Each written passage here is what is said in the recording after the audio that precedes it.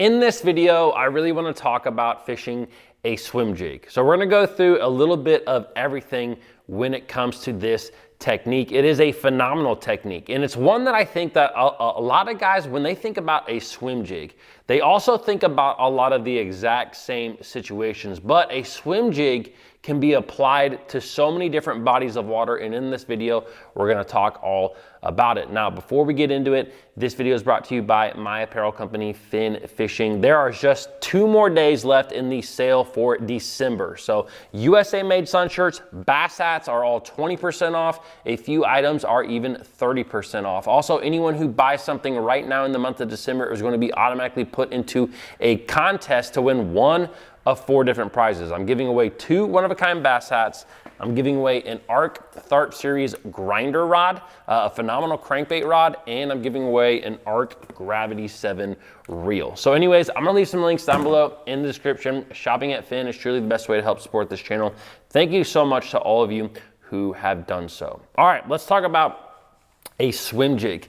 And like I said, the first couple of things I want to mention about a swim jig is I think that for a lot of anglers, when they think about fishing a swim jig, they think about it's a very situational bait, you know, and for the most part, a lot of guys, when they fish kind of around shallow vegetation, a swim jig is one of the first things that comes to mind. Now, a swim jig in that situation around shallow vegetation, whether that's, you know, emergent vegetation like reeds and lily pads, or submergent vegetation like milfoil and hydrilla, like it can be really good in that situation because, you know, a swim jig is going to come through that cover so easy, and you can just cover so much water. But a swim jig is way more than that. And to me, one of the big things about a swim jig is it really is kind of a subtle, silent bait in the water. So it really has a natural action down there. And to me, it is a great bait to use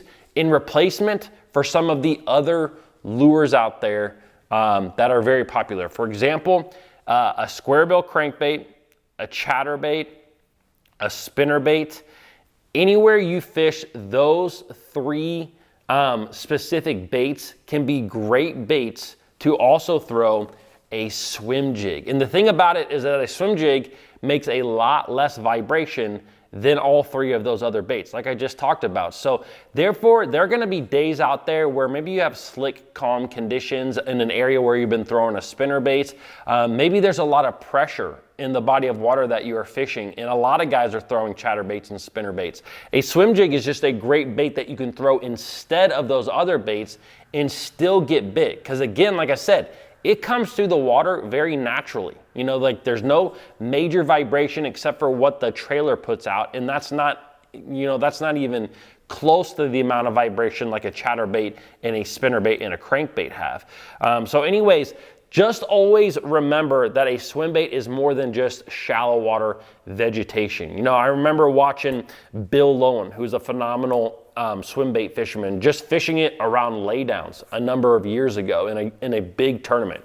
And he was skipping it in the bushes underneath laydowns. I remember even myself, one of the best days that I've ever had here in Ohio, I actually caught a ton of fish on a swim jig on just rocky banks. Like the exact same situation where you might pick up like a crankbait of some sort. I picked up a swim jig. It was a little bit different presentation, and I caught the crap out of bass with it. And so swim jigs are more than just for shallow water vegetation, although they work great in shallow water vegetation. Now, let's talk a little bit more about the bait. Let's talk a little bit more about the tackle. Now, one thing when it comes to a swim jig, I'm not really going to recommend a specific swim jig out there as far as brand goes, because I have used a ton of swim jigs over the years, and I've had success with a ton of those swim jigs. But there's 2 main components of the swim jigs that I think are really, really important for anglers to know. And one is the eye of that bait. You always want an eye that is running vertically, not an eye that is, you know, flipped over and actually horizontal with the bait. So the eye should be kind of in the same direction as your hook. That's really, really important. That just allows that bait to come through cover just that much better. So that's the biggest, one of the biggest important things that you want to make sure you have with a swim jig. The other one is a very good stout hook. I think that the hook is extremely important with swim jigs, because when it comes to tackle with a swim jig, which we'll get into a little bit here just in a little bit, I either am using 20-pound fluorocarbon, like fairly heavy line, or I'm using braided line, 50-pound braid. And so with a hard hook set and having pretty stout line, you're gonna wanna make sure you have a good hook that doesn't flex out. And so like I said, I've used a lot of different swim jigs over the years. I've used the Hack Attack swim jig by Strike King. Untamed Tackle has a swim jig that I've used.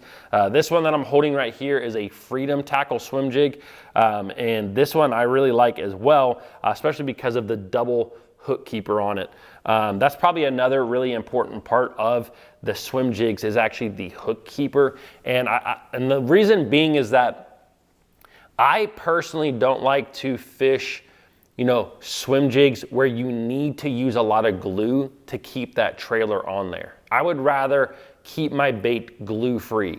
And it's not necessarily a bad thing to use glue. The only thing about using like a super glue to keep a trailer on there is that over time, as you continue to use that glue, you kind of build up a mass, kind of build up a bulge on the hook shank of all that glue, where you kind of keep gluing it and keep gluing it. And over time, it really loses its effectiveness. So if you have a really good plastic keeper on your hook, that is a big deal for me with swimming a jig, especially because it's not like regular jig fishing where you're pitching it into cover and you're yo-yoing it. You're constantly moving a swim jig a lot. You're snapping it out of vegetation, you're popping it a lot. So having a good hook keeper is really also a very good, important component to a swim jig. Now, when it comes to a swim jig, we should always talk about colors. You guys know that I'm very simple when it comes to colors. It's no different with a swim jig. This is a lot like my chatterbaits in regular jig fishing. I like a black and blue swim jig. I like a green pumpkin swim jig. I like kind of that bait fish, like white colored swim jig. And then there is one kind of oddball color that I will throw, and that is actually a hot pink one. So if you guys know anything about me, you know that I love to fish a floating worm in kind of the pre-spawn to post-spawn phase of the year. It's a technique that works so well. And a number of years ago, I remember thinking to myself, man, if a bass are coming out and they're hitting this hot pink, bubblegum worm that I am fishing, why wouldn't they come out and hit a swim jig that is the same color? And what I found is that there are a lot of situations where they will actually hit this swim jig. And so to me, I kind of like it more because with a floating worm, most of the time I'm using a spinning rod, where with the swim jig, I'm usually using bigger line. And I just kind of like that. Like I tend to be able to pull those fish away from cover and get them in the boat. Now, what I have found with that is that there are days where they'll hit a floating worm and they will not hit the bubblegum swim jig. And so even though you think it would work in a lot of the same situations, I think that there's something about the very slow presentation and even more natural presentation of a floating worm that just gets bit sometimes when that pink swim jig will not. But what I am saying is if you're on a good floating worm bite, try that pink swim jig, because you'll be blown away at times at how well the bass hit it. And anything that's kind of that pinkish, reddish, orangish hue in the springtime, it seems like bass can have days where they really queue up on that.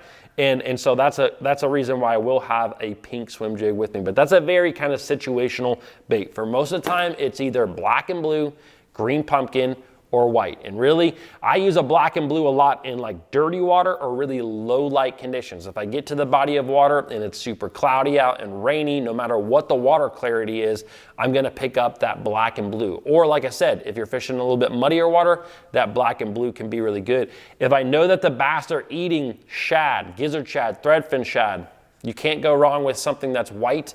And then also green pumpkin. A green pumpkin is kind of a good all-around color. It's kind of that color that if I can't figure out what the bass are eating, I'm just gonna pick it up. And of course, if the bass are eating bluegill, it's probably my first choice. So that's the big way that I like to keep swim jig fishing pretty simple. Now, as far as the size of the swim jig, the weight of the swim jig, I primarily probably fish a 3/8 ounce swim jig the most. I think that that is a good all-around swim jig. You can get that bait down there a little bit deeper if you need to. You can also float that bait really high in the water column. Now, there are days out there when it comes to fishing a swim jig where speed is really a big deal, where you want that swim jig to be coming just below the surface and very fast. And so in that situation, you might want to step up to a 1/2 ounce swim jig, which is actually pretty hard to keep a 1/2 ounce swim jig, you know, a foot below the surface. You have to move it pretty quickly. But sometimes that bait moving really quickly, this is something you see a lot in the summertime.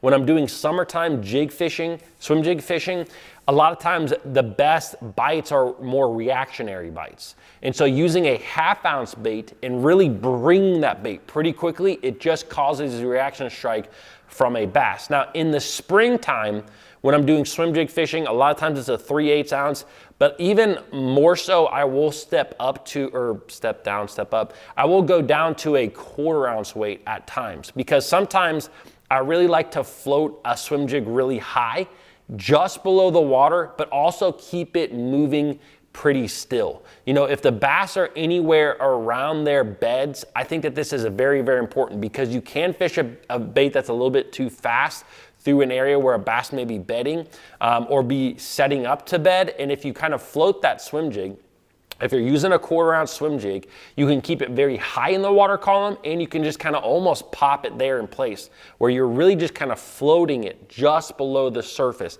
And bam, that's when a bass will get it, kind of a slower presentation. So most of the time I'm using a 3/8, but there are situations where I like to either go to a 1/4 ounce or a 1/2 ounce, just depending on the water that I'm fishing.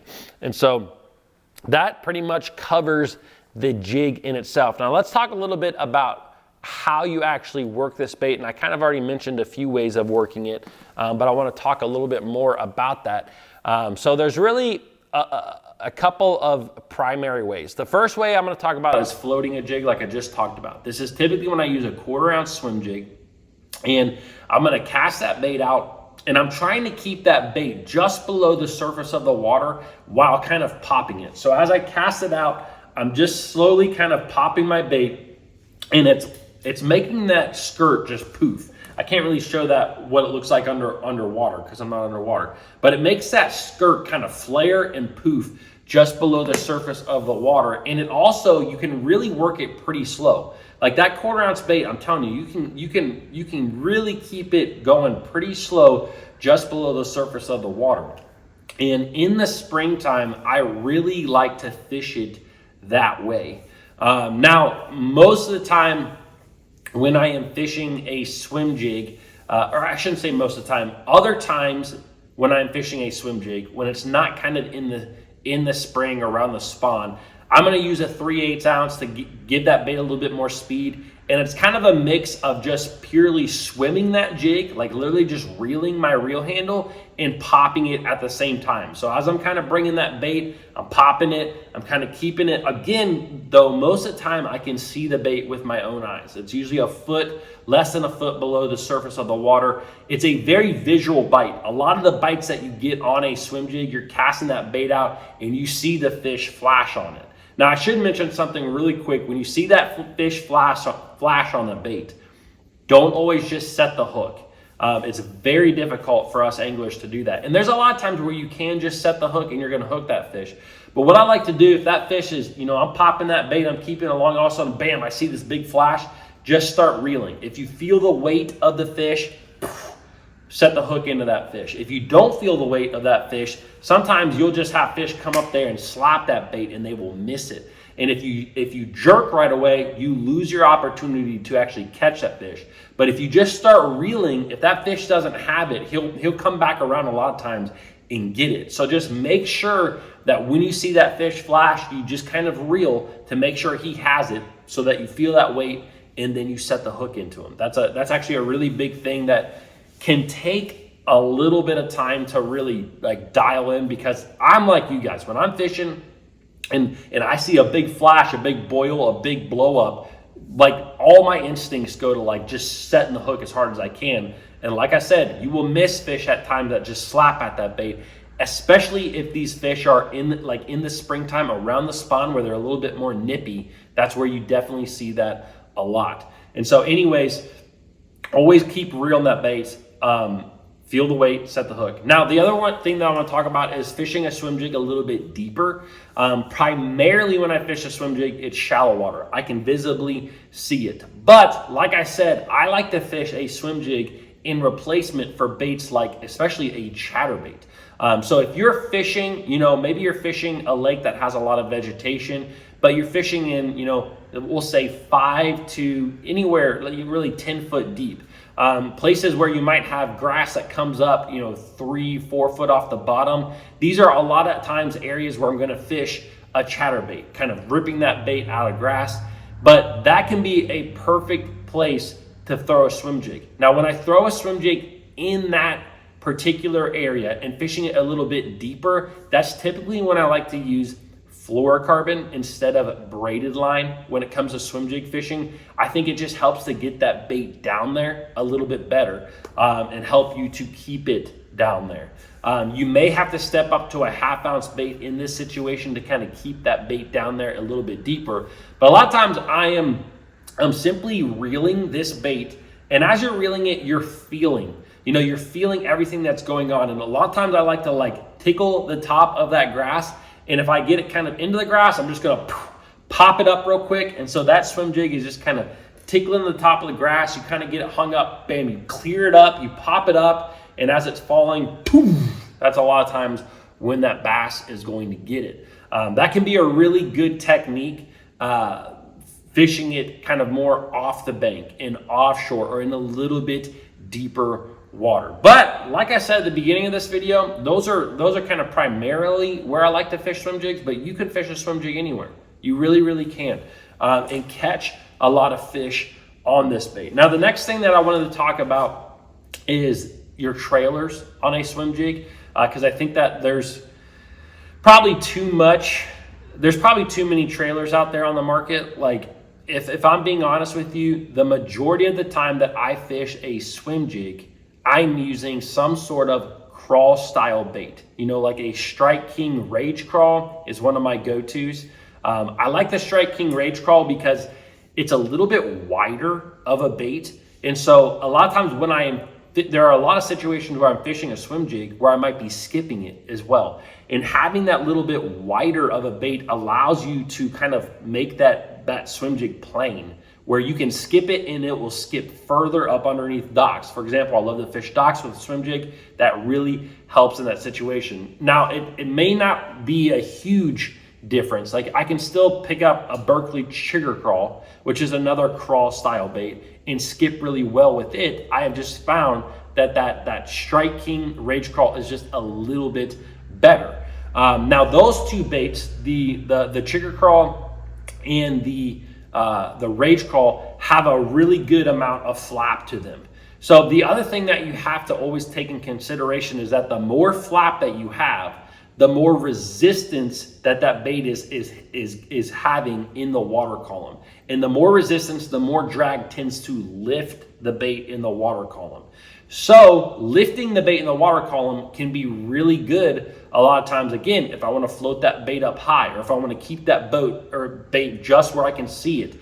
But when there are times where I want to get that bait a little bit deeper, those tend to be the times where I'm going to use either more of like a Menace style crawl bait, which has a little bit smaller flap to it. A Strike King Menace grub is what I'm talking about. Another good little bait is a Zoom, let's see here, the Zoom crawl. Why can't I think of it? A Zoom speed crawl. It's very similar, where it's a more compact bait, and it doesn't have near as much of a kick to it. So that allows you to get that bait a little bit deeper. But a lot of times when I'm fishing the bait a little bit deeper, like I talked about a minute ago, kind of fishing it more offshore or at least in that like 6 to 8 foot zone, a lot of times that's gonna be where I thread on a high tech on the back of a bait. So to me, the two baits that I use as a trailer the most are a Strike King Rage Crawl and a Kitech. Those are probably the ones that I fish the most, and that Strike King Rage Crawl is probably the top one, if I'm being just 100% honest with you guys. And I'm usually matching my crawl color to the color of the bait itself. So black and blue with a black and blue, green pumpkin with a green pumpkin. When it comes to pink, there are not a ton of pink trailers out there on the market. And I know that the Rage crawl that I just talked about, there is no pink or bubblegum version that I have found. Maybe they've come out with one recently. But there is kind of this reddish colored one that I put a lot on the back of this, which matches it decently. And that's the one that I've used a lot. So anyways, I think that covers most of the swim jig fishing. The last thing that I wanted to talk about is the tackle with the swim jig. And again, we've talked about it a little bit here and there. But when it comes to a swim jig, I like usually 20-pound fluorocarbon. I have gone down to 15-pound fluorocarbon in the past. This has been just a few times where I really wanted to get that bait deep, like 8 foot, 9 foot, 10 foot. Having the lighter fluorocarbon just helps you to keep that bait down there deep. But for the most part, I am either using 20-pound fluorocarbon or braid, 50-pound braid. Anytime that I'm fishing in shallow water, especially around shallow water vegetation, it's going to be 50-pound braid. The only time that I might fish it in shallow water without using braid is if I am fishing in like extremely clear water where I feel like the bass might be seeing the braid. Now, I feel that most of your bites on a swim jig are reactionary, so using the braid in clear water most of the time is not going to be an issue.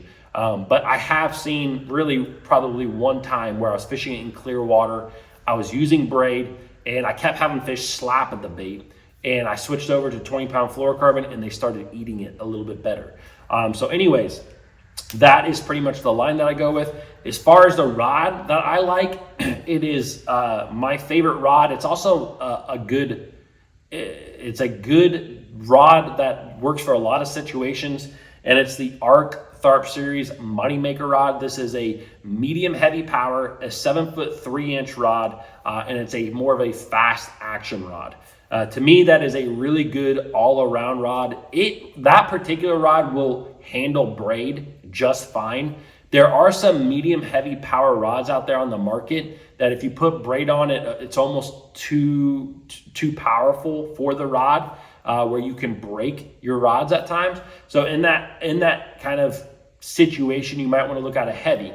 The heavy power might be a better alternative when it comes to fishing braid. But that particular rod works really well for me as far as fishing it not only with swim jigs, but also fishing frogs. I love like open water frog fishing with that rod. It's also a good like offshore rod. You put 15-pound line on it, you can put a swim, or you can put a football jig on there, or a big worm, or like a hard head.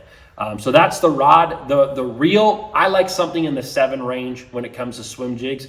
I think 8 can be a little bit fast, especially if you're fishing that bait deep. It can be a little bit fast. If you're fishing it primarily shallow, then something in the 8.1 to 1 gear ratio, 8.3, whatever it may be, will probably be okay. But a good all around is something in the 7s, 7.2, 7.3, 7.4, whatever it may be. So I think that covers swim jig fishing pretty much all together from what I can think about. If you guys have any questions, let me know down below in the comments. Hope you enjoyed this one, and I will see you in the next one.